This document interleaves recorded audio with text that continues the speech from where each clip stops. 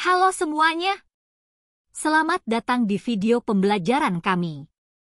Pada kesempatan kali ini, kami akan membahas materi zoologi vertebrata dengan fokus pada ciri khas dari beberapa kelas hewan vertebrata. Materi yang akan kami bahas meliputi ikan membahas tentang bentuk tubuh, amfibi membahas tentang struktur kulit, reptil membahas tentang ekor, burung membahas tentang ekor, mamalia membahas tentang ekor. Namun sebelum masuk ke inti pembahasan, izinkan kami memperkenalkan diri terlebih dahulu. Kami dari kelompok 2 yang terdiri dari Rizky Nurhasanah NPM 222154065, Nida Naura Zulfat NPM 222154068, Fitrianti NPM 222154074, Arizal Yusuf Fahrudin NPM 222154081, Nabila Indah Dahlia NPM 222154086, Rizky Apriliani Az-Zahra NPM 222154093, Muhammad Ridlo Haikal Permana NPM 222154030. Pisces atau ikan adalah kelompok hewan vertebrata. Tanpa berlama-lama lagi, mari kita masuk ke pembahasan utama dan bernapas menggunakan Selamat insang. menyimak. Contohnya adalah ikan lele, ikan mas, dan ikan pari. Tahukah kamu? Bentuk tubuh ikan ternyata bisa menunjukkan bagaimana cara mereka beradaptasi dengan lingkungannya. Misalnya, ikan pari yang hidup di dasar laut memiliki tubuh yang pipih dari atas ke bawah, sehingga bisa menyatu dengan dasar laut dan bersembunyi dari predator. Secara umum, macam-macam bentuk tubuh ikan yaitu 1. Fusiform, bentuknya seperti torpedo atau gelendong, biasanya dimiliki ikan perenang cepat seperti tuna. 2. Kompresiform, bentuk pipih dari samping seperti ikan kakap. 3. Depresiform, pipih dari atas ke bawah, contohnya pari. 4. Globiform, bentuk bulat atau seperti telur, misalnya ikan buntal. 5. Anguilliform, seperti belut, panjang dan lentur. 6. Filiform, seperti benang, tubuhnya sangat ramping. 7. Taeniform, mirip pita, contohnya ikan pita. 8. Sagitthiform, seperti anak panah, biasanya digunakan untuk menyergap mangsa. Itulah macam-macam bentuk tubuh ikan. Setiap bentuk punya fungsi yang unik sesuai habitat dan cara hidupnya. Meskipun banyak jenis bentuk tubuh ikan, hari ini kita akan fokus mengenal lebih dalam bagaimana bentuk tubuh ikan pari mendukung cara hidupnya. Ikan pari memiliki tubuh yang lebar dan pipih. Sirip dadanya sangat besar dan menyatu dengan kepala, membuat tubuhnya terlihat seperti sayap. Bentuk ini memungkinkan ikan pari melayang perlahan di dasar laut sambil mencari makan. Selain itu, ikan pari punya ekor panjang seperti cambuk yang digunakan untuk mempertahankan diri. Di bagian bawah tubuhnya terdapat insang, tempat ia bernapas, karena posisi mulut dan insangnya ada di bagian perut, bukan di samping seperti ikan pada umumnya. Dari ikan pari kita bisa belajar bahwa bentuk tubuh ikan bukan hanya soal penampilan, tetapi juga hasil adaptasi terhadap lingkungan hidupnya. Tubuh pipih, sirip lebar, dan posisi insang adalah contoh nyata bagaimana bentuk tubuh membantu ikan pari bertahan hidup di dasar laut. Pada video kali ini, kita akan membahas dua konsep penting dalam zoologi vertebrata, yaitu simetri tubuh dan pengukuran morfometrik dengan objek utama kita, ikan pari dari famili Dasyatidae. Pembahasan ini penting untuk memahami struktur tubuh, adaptasi, serta cara ilmiah mengukur tubuh ikan pari secara akurat. Simetri tubuh adalah pola susunan bagian tubuh terhadap sumbu atau bidang tertentu. Terdapat dua jenis utama simetri, simetri radial, seperti pada ubur-ubur, di mana tubuh tersusun melingkar. Simetri bilateral, yang dimiliki oleh hampir semua vertebrata, termasuk ikan pari. Pada simetri bilateral, tubuh terbagi menjadi sisi kiri dan kanan yang simetris melalui satu bidang longitudinal dari kepala hingga ekor. Ikan pari menunjukkan simetri bilateral yang khas. Tubuhnya pipih secara dorsoventral, artinya lebar dan tipis dari atas ke bawah. Sumbu longitudinal membagi tubuhnya menjadi dua sisi yang hampir simetris, terutama pada struktur sirip dada, sirip perut, dan insangnya. Adaptasi ini memungkinkan ikan pari hidup efektif di dasar laut, berkamuflase sambil tetap mampu mengamati lingkungan dari sisi dorsal tempat matanya berada. Pengukuran tubuh ikan digunakan dalam penelitian biologi perikanan, taksonomi, hingga konservasi. Dengan memahami simetri dan pengukuran tubuh ikan pari, kita tidak hanya mengenal struktur uniknya, tetapi juga mendukung upaya ilmiah dalam konservasi dan identifikasi spesies laut. Selain memahami jenis ukurannya, penting juga bagi kita untuk tahu bagaimana pengukuran dilakukan secara sistematis dan hati-hati. Karena tubuh ikan pari berbentuk pipih dan lebar seperti cakram, parameter yang digunakan berbeda dari ikan yang berbentuk silindris seperti lele atau gurame. Parameter utama adalah dish width, DW, yaitu lebar maksimum tubuh, dari ujung sirip dada kiri ke kanan. Ini adalah ukuran paling krusial karena menggambarkan dimensi utama tubuh pari. Dish length, DL, mengukur panjang dari ujung moncong ke bagian belakang cakram, bukan ke ujung ekor. Total length, TL, diukur dari ujung moncong hingga ujung ekor, termasuk jika ada duri. Caudal length, CL, digunakan untuk mengukur panjang bagian ekor saja, terhitung dari ujung cakram ke ujung ekor. Interorbital distance, ID, yakni jarak antara kedua mata, dan rostral length, R, dari ujung moncong ke mata, sering digunakan dalam identifikasi spesies. Pengukuran ini sebaiknya dilakukan dengan alat ukur fleksibel, di permukaan datar, dan tidak menekan atau merusak struktur tubuh. Untuk ikan pari hidup, pengukuran harus cepat dan minim stres. Sementara untuk spesimen mati, harus tetap dilakukan secara sistematis dan akurat untuk menghasilkan data ilmiah yang valid. Sekarang mari kita perhatikan video berikut ini yang menunjukkan pergerakan ikan pari saat berenang.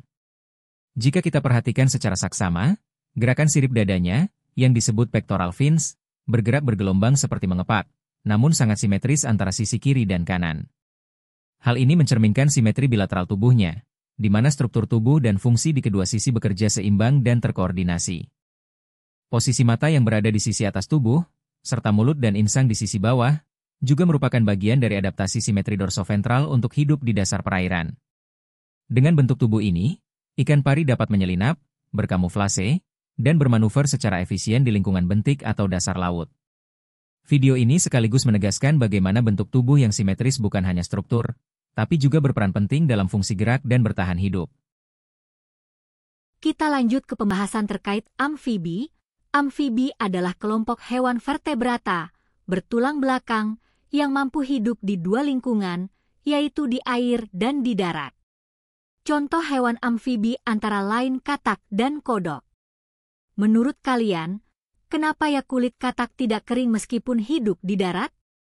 Yuk kita bahas. Apa sih fungsinya kulit pada amfibi itu? Nah, kulit pada amfibi berfungsi sebagai alat pernapasan tambahan selain paru-paru. Kulit katak punya 3 ciri khas yang membuatnya unik dan berbeda dari hewan darat lainnya. Pertama, kulitnya tipis dan mudah menyerap air serta oksigen. Ini penting banget karena katak bisa bernapas bukan hanya lewat paru-paru, tapi juga lewat kulitnya. Jadi, saat katak berada di tempat lembab atau di dalam air, oksigen bisa langsung masuk ke tubuhnya melalui kulit. Tapi karena itu juga, kulit mereka harus selalu lembab supaya proses ini bisa berjalan lancar. Kedua, kulit katak mengandung kelenjar lendir. Nah, kelenjar ini menghasilkan lendir yang membuat kulit katak terasa licin dan basah. Lendir ini bukan cuma menjaga kelembapan kulit, tapi juga bisa membantu melindungi katak dari predator.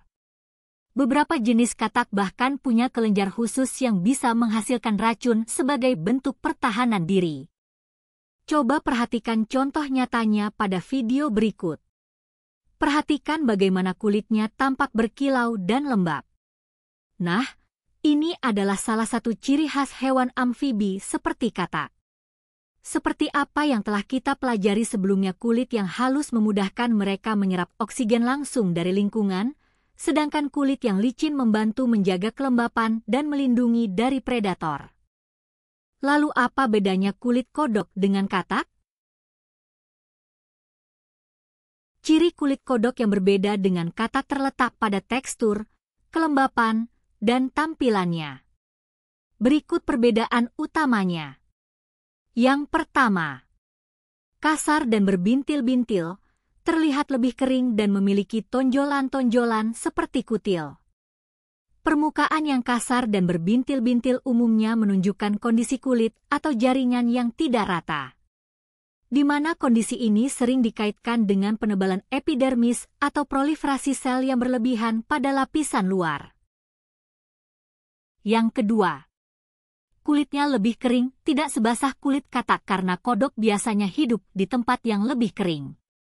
Kodok umumnya hidup di lingkungan yang lebih kering seperti daratan terbuka, rumputan, atau daerah berbatu, sehingga kulitnya beradaptasi untuk menahan penguapan air dan tidak terlalu bergantung pada kelembapan. Yang ketiga, kulitnya berwarna kusam, biasanya coklat atau abu-abu untuk membantu kamuflase di lingkungan kering dan tanah. Kamuflase yang efektif membantu kodok menyatu dengan lingkungan kering seperti tanah, pasir, atau daun-daun kering. Dengan warna yang tidak mencolok, kodok dapat menghindari predator dan tetap tersembunyi di habitat alaminya yang lebih terbuka dan kurang lembab dibandingkan habitat katak. Berikut dapat dilihat gambar permukaan kulit kodok.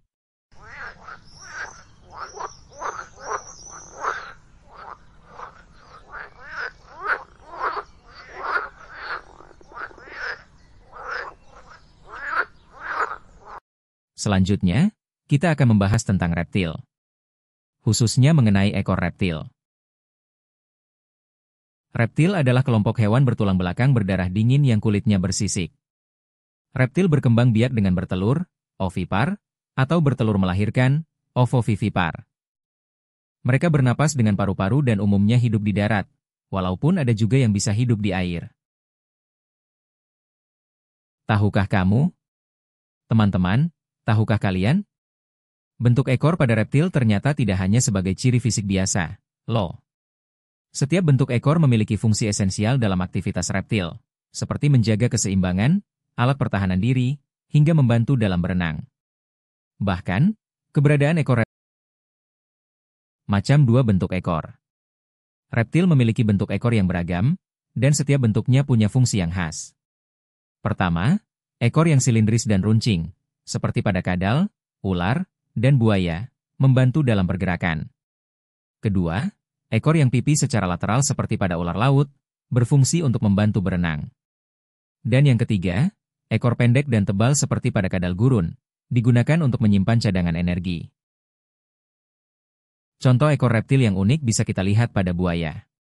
Ekor buaya berbentuk panjang, pipih ke samping, dan berotot kuat.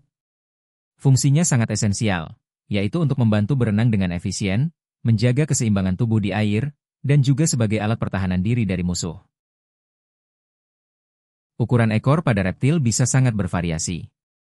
Ada yang panjang, bahkan lebih panjang dari tubuhnya seperti kadal. Ada juga yang pendek, seperti pada kura-kura. Ukuran ini biasanya berhubungan dengan fungsi ekor, misalnya untuk pertahanan, menyimpan lemak, atau menjaga keseimbangan saat bergerak. Dalam anatomi reptil, ada istilah dorsal, ventral, dan lateral yang merujuk pada bagian atas, bawah, dan samping tubuh. Warna di tiap bagian ini bisa berbeda, tergantung jenis reptil dan fungsi biologisnya. Misalnya untuk kamuflase, menarik pasangan, atau perlindungan. Warna dorsal pada reptil umumnya cenderung lebih gelap. Mengapa demikian? Karena warna ini berfungsi sebagai kamuflase untuk membantu reptil berbaur dengan lingkungannya seperti tanah, daun, batu, atau pepohonan. Ini sangat krusial bagi kelangsungan hidup mereka, baik untuk menghindari predator maupun mendekati mangsa. Beberapa warna dorsal yang umum ditemukan antara lain, coklat, hijau zaitun, abu-abu, hitam, serta corak seperti bercak, garis, atau belang. Bagian ventral atau perut reptil biasanya berwarna lebih terang. Karena tidak terlihat langsung oleh predator, warnanya tidak perlu menyamar. Warna cerah ini juga bisa jadi tanda peringatan atau untuk menarik pasangan. Umumnya berwarna putih, kuning, oranye, atau merah. Bagian lateral adalah bagian sisi tubuh reptil, jadi transisi antara dorsal dan ventral. Warna di bagian ini sering dipakai untuk komunikasi atau menakuti musuh. Bisa berupa kombinasi warna, garis, bintik, atau corak unik. Beberapa spesies seperti bunglon bahkan bisa mengubah warna bagian ini. Selanjutnya kita akan membahas tentang aves. Apa itu aves? Ya betul, aves adalah kelompok hewan vertebrata yang memiliki ciri-ciri sayap, paruh, ekor, dan tubuh yang ditutupi oleh bulu-bulu. Contohnya burung. Setelah kita mengetahui bahwa aves adalah kelompok hewan vertebrata yang memiliki ciri khas berupa bulu dan kemampuan terbang pada sebagian besar anggotanya, sekarang mari kita telusuri lebih dalam salah satu bagian tubuh yang sangat penting bagi burung, terutama dalam hal terbang dan menjaga keseimbangan, yaitu ekor. Pernahkah kalian memperhatikan bentuk ekor burung? Ternyata, bentuk ekor burung itu bermacam-macam. Bukan hanya untuk gaya, tapi juga punya fungsi penting untuk terbang, manuver, hingga menarik pasangan. Yuk, kita bahas satu persatu. Bentuk ekor terbagi menjadi 5 yaitu 1. Ekor lurus, square tail. Ekor ini berbentuk kotak dan simetris. Fungsinya membantu menjaga keseimbangan saat terbang. Contohnya pada burung gereja. 2. Ekor membulat, rounded tail. Ekor membulat untuk burung yang sering terbang lambat dan mendarat di tempat sempit. Bentuk ini memberikan kontrol saat terbang dan mendarat. Contohnya burung merpati. 3. Ekor kipas, fan-shaped tail. Nah, ini dia ekor yang paling terkenal. Ekor merak bisa mengembang seperti kipas besar dan digunakan untuk menarik perhatian betina dalam tarian kawin. Contohnya burung merak. 4. Forked tail. Bentuk garpu ini memungkinkan burung bermanuver cepat di udara. Cocok untuk pemburu serangga di udara. Contohnya burung walet. 5. Ekor berbentuk baji, wedge tail. Bentuk baji membuat elang bisa terbang tinggi dan meluncur lama di udara. Contohnya burung elang ekor baji. Nah, itu merupakan macam-macam bentuk ekor burung. Selanjutnya kita membahas tentang ekor burung merak. 1. Upper tail coverts, penutup ekor atas. Bagian inilah yang paling mencolok dan sering dianggap sebagai ekor merak. Namun sebenarnya, upper tail coverts adalah bulu hias yang panjang dan berwarna cerah. Disinilah kita bisa melihat ocelli, yaitu pola seperti mata yang berkilau biru, hijau, dan emas. Fungsinya untuk menarik perhatian burung betina saat musim kawin. 2. True tail, ekor sebenarnya. Nah, ini dia bagian yang sering terlewat. True tail adalah ekor sejati burung merak. Panjangnya jauh lebih pendek dibanding bulu-bulu penutup di atasnya. Namun, fungsinya sangat penting. True tail ini menopang dan mengangkat upper tail coverts saat sang merak membuka ekornya seperti kipas. Ketiga, lower tail coverts, penutup ekor bawah, yaitu bulu-bulu yang menutupi bagian bawah ekor. Bulu ini lebih pendek dan berwarna gelap. Fungsinya adalah untuk melindungi area bawah tubuh, serta menjaga kehangatan dan keseimbangan. Berikut proses pemekaran ekor burung merak yang bertujuan untuk menarik perhatian burung merak betina. Mari kita lanjutkan materi selanjutnya yaitu mengenai mamalia. Apa itu mamalia? Mamalia adalah kelompok hewan vertebrata, hewan bertulang belakang yang memiliki ciri-ciri khas seperti rambut atau bulu pada tubuhnya, kelenjar susu untuk menyusui anaknya, dan berdarah panas. Contohnya kanguru, gajah, kucing, lumba-lumba. Pernah nggak sih kalian penasaran, kenapa ekor hewan itu beda-beda bentuknya? Ada yang pendek, ada yang panjang banget, ada yang tebal berbulu, ada juga yang ramping dan lincah. Yuk, kita kupas tuntas fakta seru tentang ekor mamalia mulai dari si manja di rumah sampai si gesit di hutan. Kita mulai dari kucing. Kucing punya ekor yang lentur dan lincah, rata-rata sepanjang 23-28 cm. Ada yang berbulu tebal, ada juga yang lebih ramping. Warna bulunya? Wah, jangan ditanya. Mulai dari hitam legam, putih bersih, sampai pola unik kayak tabi, calico, bahkan tortoise shell. Fungsi ekornya? Beragam sekali mulai dari menjaga keseimbangan saat mereka berjalan di atas pagar, berlari mengejar mangsa, atau melompat dari tempat tinggi. Ekor juga jadi bahasa tubuh, mereka buat nunjukin suasana hati. Lagi santai, senang, atau malah kesal, semua bisa kelihatan dari gerak ekornya. Kalau yang satu ini, ekornya bisa panjang banget, bisa sampai 50-60 cm. Warna bulunya biasanya abu-abu atau coklat, agak terang di bagian perut.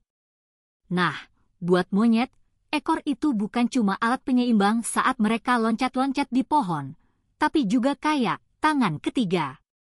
Mereka bisa genggam dahan, pegang makanan, bahkan bantu mereka bergerak dari satu pohon ke pohon lain. Lanjut ke mamalia dari daratan Australia, kanguru. Kanguru punya ekor yang tebal dan kuat banget, terutama di bagian pangkal. Panjangnya bisa mencapai 1 meter, khususnya pada spesies kanguru besar. Warna bulunya umumnya sama dengan tubuh, abu-abu, merah kecoklatan, atau kuning kecoklatan. Tapi yang unik, kanguru pakai ekornya kayak kaki kelima. Mereka bisa menopang tubuh saat bertinju. Iya, kanguru suka duel, menjaga keseimbangan saat berjalan, dan jadi alat dorong saat melompat. Multifungsi banget. Siapa sangka, lumba-lumba yang hidup di laut juga masuk golongan mamalia.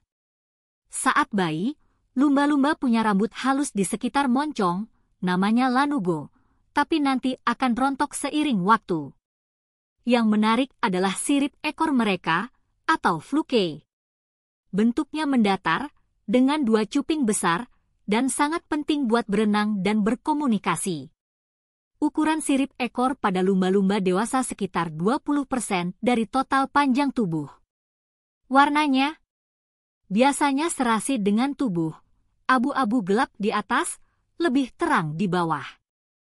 Dari kucing yang anggun, monyet yang gesit, kanguru yang kuat, hingga lumba-lumba yang lincah di laut, semua punya ekor yang dirancang khusus oleh alam sesuai kebutuhan hidupnya. Jadi, jangan remehkan si ekor. Kecil di ujung, tapi besar perannya.